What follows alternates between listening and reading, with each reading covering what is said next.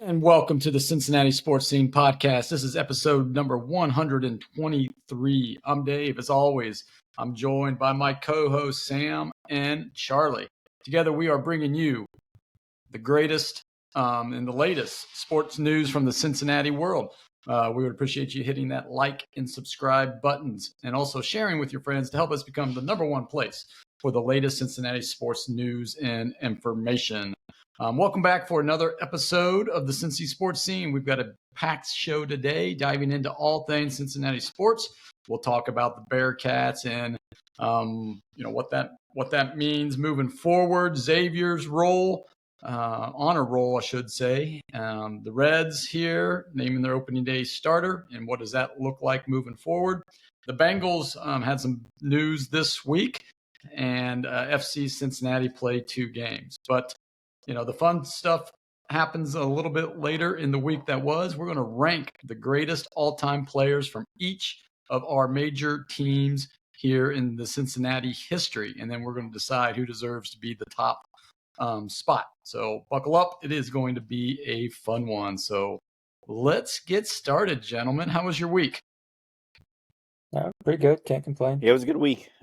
Enjoying the weather turning now and actually spring hitting. I guess with the clocks moving forward, it sucks to lose an hour, but it also means that spring is happening, so that's a good thing.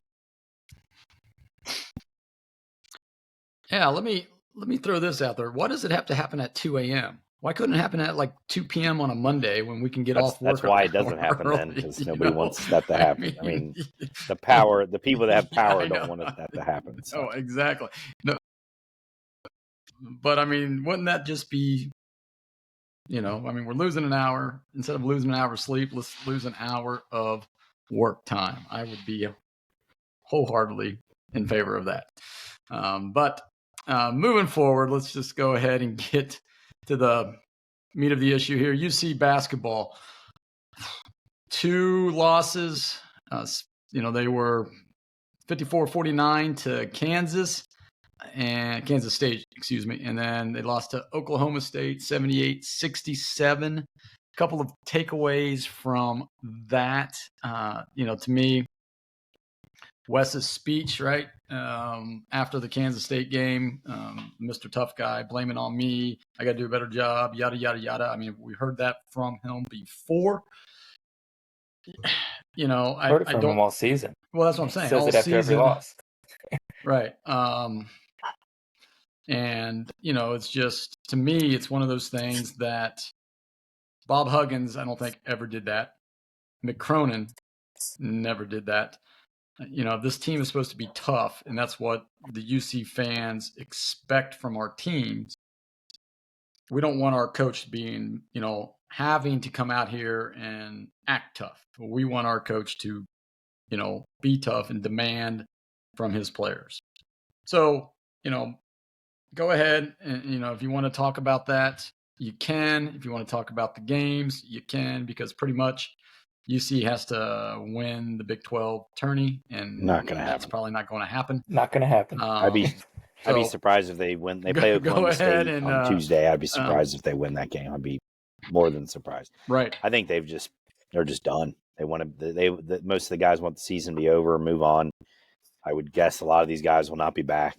Even then, there's several that are graduating or whatever, moving on. But I think this is the first year with under West that, I think there's a question mark amongst the entire roster about who's back, who's transferring out.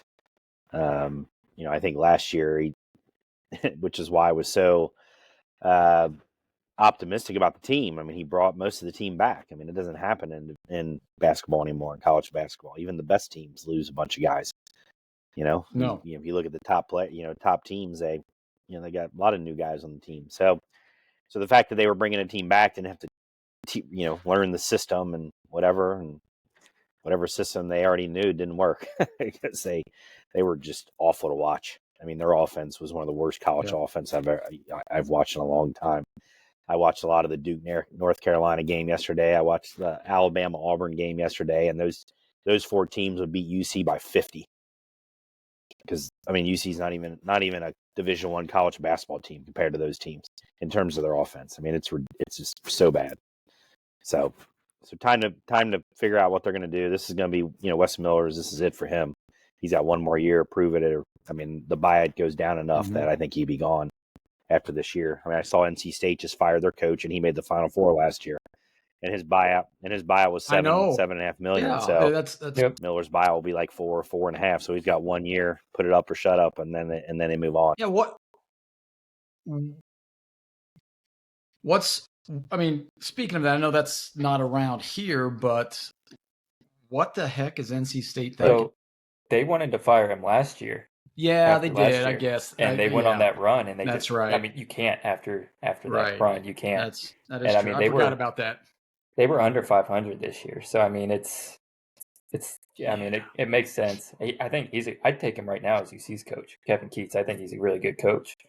I think he just kind of ran out there at NC State. I mean, there's just a lot of schools out there all vying for the same talent. And if NC State's the smallest in terms of NIL offerings, they're just going to get left behind. But I mean, to get back to UC, they're just in a real tough spot because we mentioned it, I think, last week that Miller's not getting fired because his buyout number's too high right now. So he's just going to be a lame duck head coach. And so what, best case scenario, it turns into this Kevin Keats situation where we make the tournament, bring him back, and then he sucks again. Like, that's best case scenario because he's not going to build something long term if he doesn't have a long term deal. It's just not the way it works. So I don't know.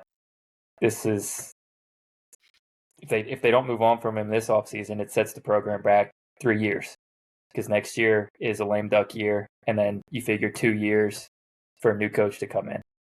So I mean, 3 more years before we'd be looking at anything positive. So I mean, this year's just been an absolute disaster, and I think it just speaks to the broader picture of UC athletics right now. Like, Cunningham can't hire anybody to save his life, and he's praying that some AD is just as dumb as he is and comes and takes Wes Miller off his hands, like he did for Louisville. He's praying. He's hoping that UNC is like, you know what? Yeah, Miller finished second last go around, so we'll bring him in and see what we can do because UNC is probably going to end up firing their coach. So I think Cunningham is praying that happens. Does UC? Do they get the full allotment of money from the Big 12, or are they still on? It's like June or July of 2026. They got another year. Okay, because I was going to say if it happened, this year, it could, they could use that money to get rid of him. Well, Cunningham already came out and said he's coming back in 2020. Yeah, no, but that's the kiss of death, right? I mean, that's what that's usually all GMs and everybody. Oh no, yeah, he's safe, and then a week later they're gone. But yeah, I think Sam, you're right. If somebody comes knocking, UC will probably they're not going to tell them no. Yeah, they're not going to tell them no. Exactly, and they might even lower the buyout for them. I don't know, but I'd let them walk for free. I wouldn't make a school pay me. So absolutely not. Yeah, so I know Crawley, you mentioned they play Tuesday night, Oklahoma State again. I mean, and if by chance they win, they got Iowa State. And then that's probably the end for them, unless Iowa State doesn't care because they're already locked in and they just want to rest. And then UC makes this little they little could mini rest run. Their players and still beat UC. So, yeah. I mean, when you're only scoring 50 points a game, I mean, they could throw out some walk-ons if they wanted to, and I don't think UC's offense would be able to score. It's just a fundamental issue with how their offense is ran. And Wes's reluctance to change up his rotations. He hasn't done it. And he just keeps trotting the same thing out there, doing the same stuff. It's not working. Anything else on UC basketball before we move on? Nope. This will be it this week. No. Yeah, I do want to. I mean, it is a Cincinnati show, and I know that at times we cover Xavier, but Xavier keeps rolling. They're probably. I mean, if they win one game in the tournament, they're probably in for sure. But they're probably safe. They're probably one of those lower seeds. But if they can win one more and get their quad one victories up there, and that's what's hurting Xavier right now. They only have one or two quad one victories. That's the thing that could question mark. But the other one, we want to give a shout out to Miami. They're probably in the March Madness tournament. Have to win the MAC. Travis Steele did a nice job this year. Yeah. You think they have to win the MAC? Yeah. Yeah, that's a one bid league. One wins. Yeah, that's a one bid league. Well, yeah. Okay. All right. I think they might. They'll have to win the MAC. They didn't even. Okay. All right. Akron won. What is the MAC champ? Next weekend. So, and by 3 or 4 games. So Miami's going to have to eventually play them, I'm guessing, and try to beat them. Okay. All right. Sounds good there. All right, so let's move on to FC Cincinnati. They had 2 games this week. They played Tigers to the 1-1 tie, and we can talk about the complications of that moving forward because they go there this coming week. And then Toronto, they won last night on bobblehead night 2-0. So thoughts on the weekend for the blue and orange? Yeah, I didn't watch the midweek game against Tigres. I mean, 1-1 in Champions League. I mean, I don't know. I don't know too much about the Mexican team there. So I don't know if they're any good or not. I mean, I guess they have to be if they're in Champions League. So I mean, it's always tough, especially now that you have to go to Mexico. I mean, that's going to be a trek. We'll see what their thinking is, kind of strategy wise. Going into that game, if they're going to rotate the squad or try and go full strength. But as far as playing Toronto, it's nice to get back on the winning side there in MLS. So now 2 wins, nice 2-0 draw or 2-0 win. Kept a clean sheet. Defense looked really good. Rebounded off of last week, giving up 3-4 goals last week, I think it was. So they're much better. When you're offensively, when you dominate possession like they did, I think they were close to 60% possession. It makes defense just a little bit easier because you're not constantly defending. So that's good. I mean, Toronto's not really a good team, so I don't know, big picture how much you can take away from this game, but take any positive result you can and try and roll with it. Yeah, I agree with all that. It's just it's going to be a work in progress. Just like we've talked about early in the season, any team, work in progress early in the season. But they got a lot of new parts. As I watch them, I watched a decent amount of yesterday's game and a decent amount of the Tigers game. Yeah, I mean, there's even guys I'm like, who is that? I don't even know who some of these guys are. I see their name and I'm like, what? Who's Engel? Who's Anunga? They're running guys out there that I'm not familiar with. So sure, over the course of the season, we'll become more familiar with them. Denke, the new striker, is playing well. He scored now in 4 of their first 6 games or whatever they've gotten so far. So that's a good sign. It's always good when a striker, a guy you pay a bunch of money to come in and score goals, actually scores goals. Doesn't always happen. So just from a positive, kind of positive mindset standpoint. Vander's having some issues, I guess. So he only played for about 30 minutes yesterday. So again, it's just going to take time. Yazga's still, I don't know when he's even coming back. I don't think he even closed. So I would not suspect, for them to be have the chance of even playing at their highest level until probably midsummer. So until then, it's just kind of like last year a little bit. Okay. I remember last year, I think was when they won 1-0 or 2-1. They never scored more than 2 goals. I think it's going to kind of be that. They're just going to hold on. Put themselves in position until midsummer and then kick it into gear once everybody's back and rolling. Moving forward, if they win, and they have to outscore them by what? They have an extra goal. Yeah. Is that because if they tie? Well, it's 1-1, so that helps a little bit with the away goals. So if it goes 1-1 again, if it's they'll go into extra 0-0, time, Tigres moves on, and then penalty kicks from there. So FC really needs to score 2 goals. Yep. Okay. If they draw at 2, they move 2 goals. on. That's obviously, if they win any score, they win. So 2 goals, pretty gives them a very good chance to move on. Yep. Okay. And moving on, let's go to the Reds here. A couple things coming out of spring training. Hunter Green was named opening day starter here. I think it was on Wednesday.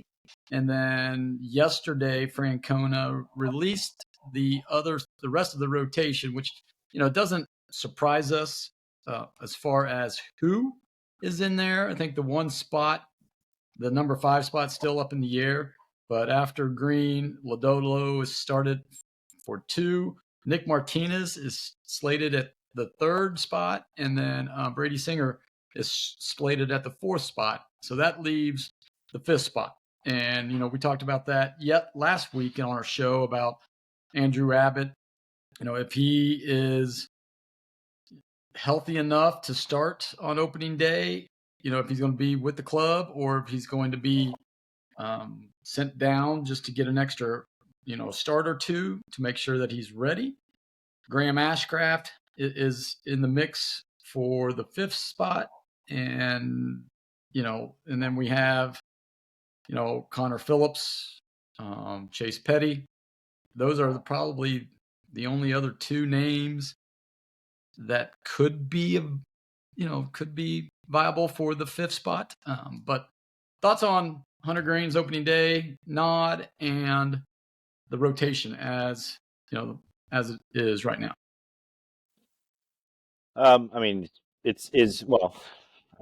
Crickets. I mean, all that stuff is what's expected. I mean, Hunter Green would be your starter. He's earned that spot from last year. He started opening day 2 years ago, and then for some reason David Bell started Frankie Montas last year. But whatever. Again, that's in the past. So Hunter Green, I would hope, will be your opening day starter for the next 5 to 6, 7 years. I mean, that would be. That would be good if if they continue to have a decent starting rotation and stuff. And then there's other guys. I mean, that's how you would do it. I mean, and then the 5th spot's wide open. It would be Andrew Abbott's if he was healthy and fully into spring training, but he's just really getting going now. So will he be ready by? And I don't know. I haven't looked at their schedule. When do they actually need a 5th starter? I mean, a lot of times they don't need one for a couple of weeks. I think I think because of the schedule, I'm pretty sure they need a 5th starter. They don't have any days off in the first 5 days. I'll pull it up real quick, but yeah, they almost always have. Well, usually they have one after opening day. Yeah, that pushes it back. They have one there. Yeah, they do. Yeah. You could bring Hunter Green. So if you have one off day in the first 5 days, you can bring Hunter Green back. Yeah. Yep, you can. Let me see here. Yeah, so they go San Francisco day off, San Francisco, Texas, Milwaukee. So they have the one day off, and then they have a lot. They don't. Yeah. I mean, so it's just that one day. Then that's it. Yeah, and then the 10th of April. They'll need one second time through the rotation. Right. So it gives them an extra week. Yeah, so gives them an extra week. So I mean, 2 weeks into spring training? So I guess he's a week off. So there might be one start. Well, it's longer than that because he wasn't really throwing hard, right? I mean, he might have been throwing. I know he was throwing off the mound a little bit, but was he gearing up for game competition, or was he just throwing to see how the shoulders respond? I mean, that's the question. I guess that is the question. So if he's not going to be ready after that one skip, then I think you guys start looking somewhere else and start him in the minors. I would think, or start him on the IL or something if you don't want to use his option. Right. Which, I mean, that would be a possibility too. They could, put him on the IL and then, give him a rehab start or two. AAA or whatever. I don't know how rehab starts, if you can do that for a 15-day IL or not. I don't know the rules on that one. I think you can go down to Louisville and you definitely can, or Dayton or wherever, and get a start or two, and then come on up. All right. So, I mean, if they break camp, just say it was tomorrow, who's your fifth starter? Is it Ashcraft? I mean, yeah. I mean, probably. Because, I mean, Louder's not going to be ready, right? Lauder hasn't started pitching at all. He is. Yeah. Right. Okay. Yeah. I think he's just throwing off, just long, not even long toss, just tossing. So then, who Phillips and Ashcraft, I guess, right? Phillips, Ashcraft, and Petty, because Petty's been Petty. Okay. I don't know if you burn an option on him this early. Yeah, I mean, Ashcraft's been starting. That. I mean, I think he's starting today even. So I. Yeah. Pretty sure. Was it today or yesterday that he started? I thought it's today. Okay. All right. Next week we'll be talking more Reds. We'll be giving our predictions and stuff, so that you'll have to stay around for that, and we may even obviously make our predictions on our opening day roster, our 26-man guys. So stay tuned for that. Now we're going to move on to the Bengals. And, when we did the agenda and our show notes earlier in the week, there wasn't a whole lot to talk about. But, boy, has some things have changed. The first one, obviously, was Ryan Hubbard. Sam Hubbard retired. And, that's, we can get to that and we can share, a memory or two about Sam Hubbard's stuff here at Cincinnati. But then the Bengals went ahead and said, okay, Trey, you can explore a trade. And then so Hubbard's gone, Trey's gone. Asai is free agent. We have time. I was going to say, we don't have a whole lot of. Well, I mean, there's no guarantee that Trey's gone. Of guys available at the. They're letting him look at the market. I mean, he might go out to the market. No, there is no guarantee that Trey's gone. I'm not. I think I'm way overvalued. I think I'm more valued than the market. Yeah. His issue, he's over 30 years old now. He's over 30. Right. He doesn't play the run. I've read some stuff from Charlie Goldsmith, who was the Inquirer guy, and he says that I think that people are overvaluing Trey Hendrickson.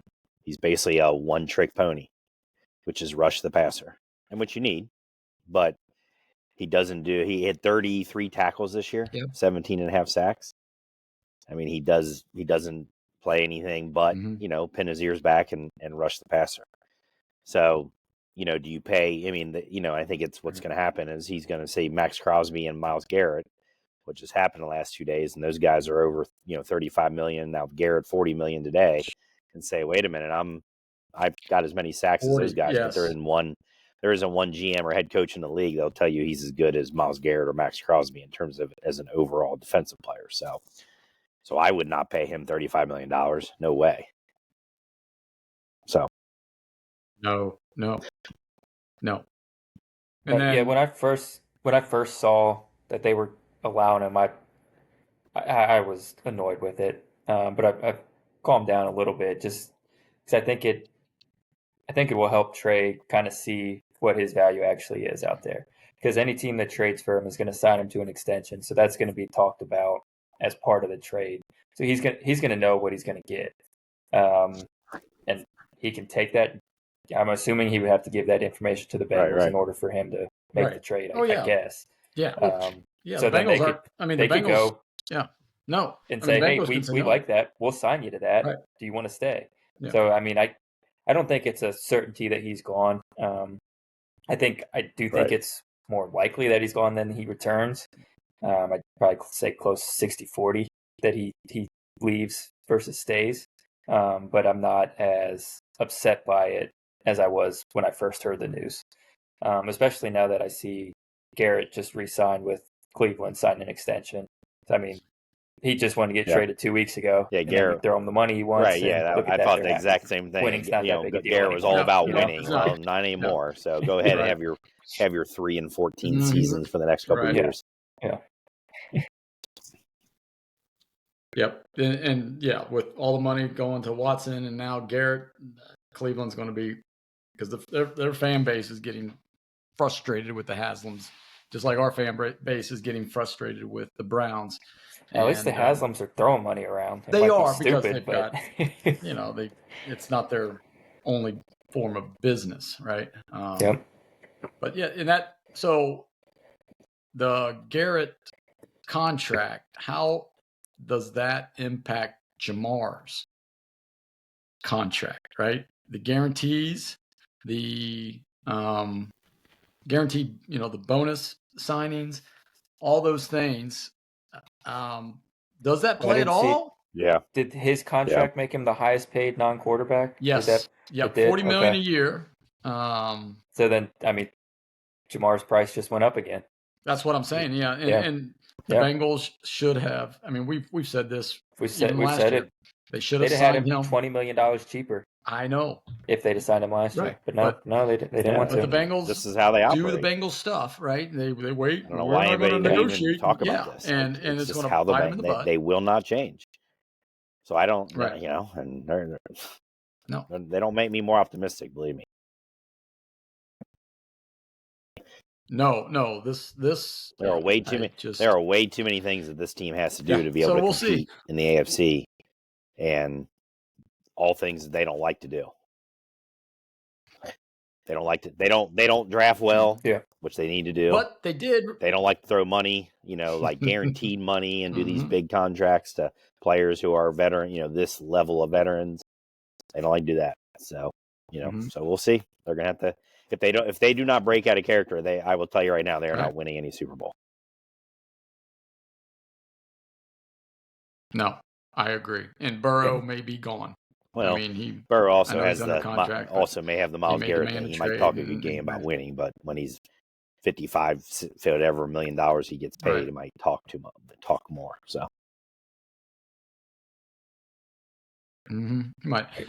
But my concern is when that next contract comes up for Burrow, because he'll have made his money then, and it might be time for him to do some winning. Well, and then you look at the Bengals front office. They did sign Mike Gesicki to a 3-year deal, $25.5 million. More money than he's made his entire career. I will say I was surprised about that from the Bengals. Before free agencies even kicked in, before usually let them go out. They let them go around and find some good other offers, and then they see you later. Bengals, whatever. So I was a little surprised. I was not surprised about Tanner Hudson. Bringing back a mediocre. Guy who was on the way. That no other team would probably even pick up. That didn't surprise me, but. For an actual player who helped, that Burrow wanted, and that actually helped. Really, really helps the team and stretches it out. He's the second receiver if T doesn't come back or when T's hurt, because he will be. So, I'm happy with that move. All right, yeah, I am too. I was shocked at the 3-year deal, but hey, maybe Charlie, they are changing their ways. Maybe. Or that's all the money they had left in the bank, and they said, we better use it now. Yeah, because, they better have a little more money left in the bank, but we'll see. All right. We are going to move on to the rankings portion of the week that was. And for the last, 4 or 5 weeks, we've been ranking our area sports teams in different categories. So stadium, best atmosphere, uniforms, coaches, those type of things. And we thought we would continue our theme of Mount Rushmore. So what we are looking at is we are going to look at the all-time greatest player in the sports history, from the Reds, the Bengals, the FC Cincinnati squad, which is very young, UC basketball, UC football, and Xavier basketball. So we're going to rank them 6-1.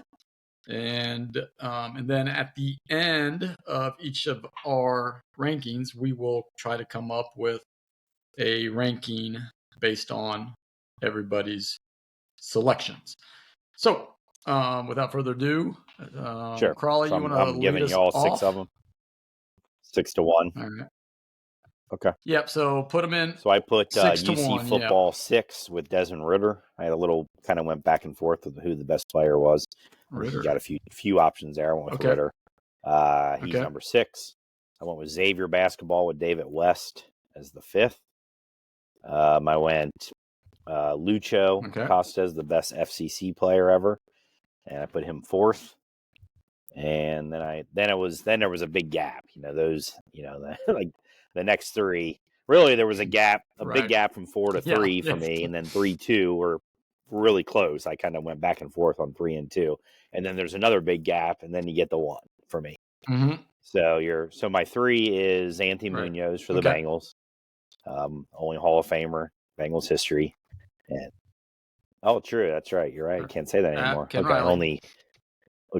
Yes. Not quite the same level of Hall of Fame, but they are in the Hall. He is in the Hall of Fame. So anyway, Anthony Munoz I have 3rd, and then who I was going back and forth with Munoz was Johnny Bench for the Reds. I look at Munoz maybe his best left tackle. Some people consider him best left tackle in history, and Johnny Bench best catcher in history. So those two were really close for me. And then to me there was another gap, and then you go to my number 1, which is Oscar Robinson, UC basketball. Top 10 player of all time. So,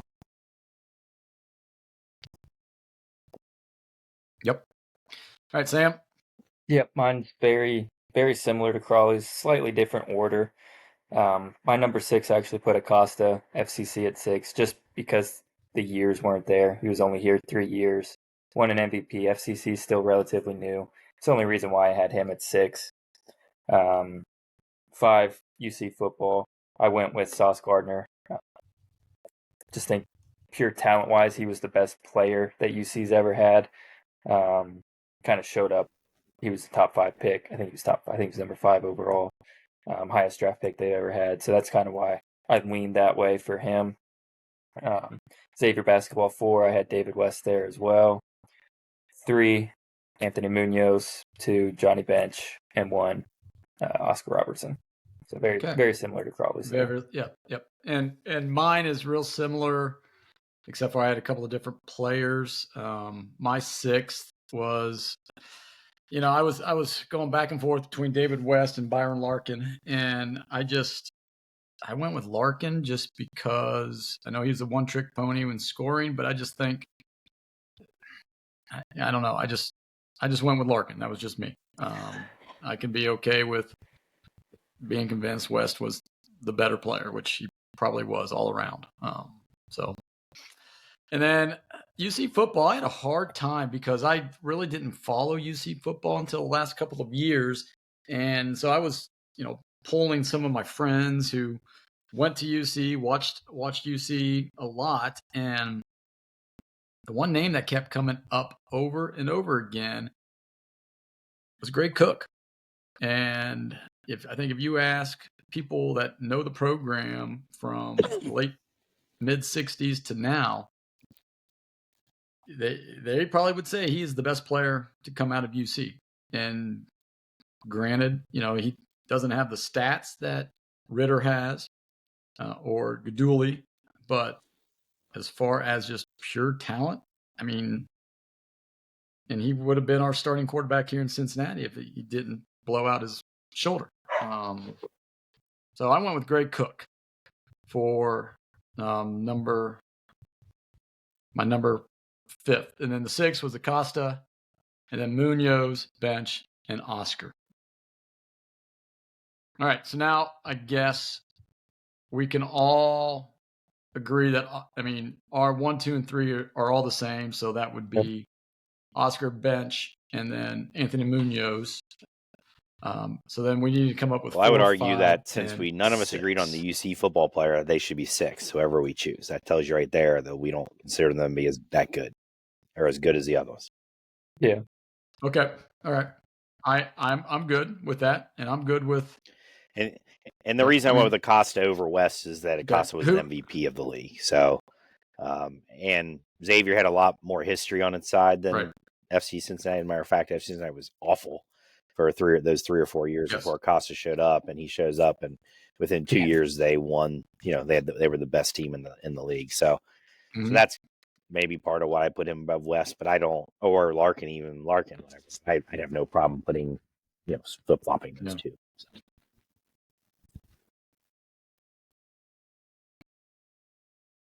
Yeah, I mean, the only reason I had him in the 6th spot was just, FC Cincinnati's new. But in terms of impact, I don't know that David West really had the impact at Xavier. I mean, I know they made the Elite Eight, I think it was, when he was there.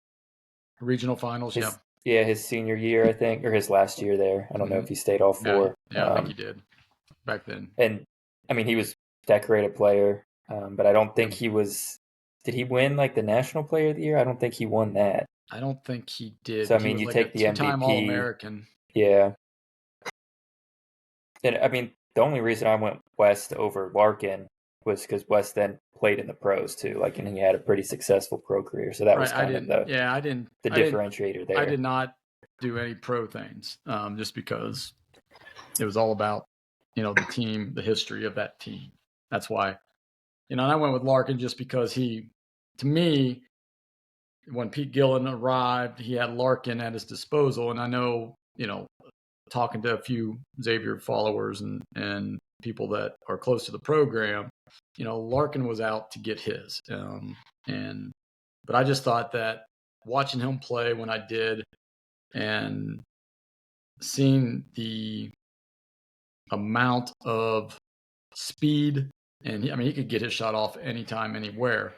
And what he did, I think, to elevate Xavier basketball from, because I don't think West, after West left, I don't know if his legacy elevated. It may have. I don't know. So that's why I went with Larkin instead of West. But Larkin being from Cincinnati helps him too. Yeah. If Larkin's from St. Louis, is he revered the same way? I think that's what hurts true. That's a very West good point in this argument here. Very good point. And we are a Cincinnati sports podcast, so no. Okay, I can go with West. I'm okay with David West. Like I said, I had him and Larkin back and forth, and I think probably all of us did. So you two went with West. I'm perfectly fine with West. Where do you want to put David West? So I guess the question 5 or 4, I guess. So I'll let you decide because I had Acosta at 6. So you guys can figure that one out. We both had Acosta. 4. Carly, you had Acosta at 3. No, you had him at 4, and I had him at 4. So why don't we put Acosta at 4, West at 5, and then whoever we want for UC football at 6. UC football, just put UC football 6. Yeah, I had trouble with UC football just because their 2 biggest names, they were fine players for UC, but they were better in the pros. The Kelsey brothers, they're pro players, right? They were fine at UC, but they didn't stand out. They didn't. They stood out enough to get drafted, obviously, but as far as they didn't have the pedigree, though, they were they were guys hey, bring them in. If Travis is a backup tight end for 5 years, that's a win, So, all right. Where do you want to go, Crowley? I don't know. Just want to leave it at UC football, or do you got somebody that's? I guess Ritter's got the quarterback records, so if you want to, not all of them. That's where I was looking. He's got a good number of them, doesn't he? He does, and so I was does just thinking. Gaduli. I went with team success. From that standpoint, that's where I was like. That was the greatest season. They had the greatest season in their history. That is true. Yeah, Yep. Yeah. When Ritter won, I think he won. No, I guess his freshman year he didn't do a whole lot of winning. But his sophomore, junior, and senior year, 10+ wins each season. So, right. I'm okay with Ritter. I guess I can go Ritter. All right, so Ritter is number 6. Number 5 is David West. Costa is 4. Munoz is 3. bench is 2, and Oscar takes the crown as the greatest of the Cincinnati sports scene area. Let us know what we got wrong. Throw out some names. I know we'll probably get somebody harping and moaning about Frank Robinson, right? Greatest Red of all time. But, to me, 10 years versus benches, I think Bench is better. Bench's entire career, right? Yeah, right. And Bench is considered the greatest catcher of all time. Frank Robinson is not considered the greatest outfielder of all time. Well, to me, that's where the dividing line starts and ends. All right. Yeah.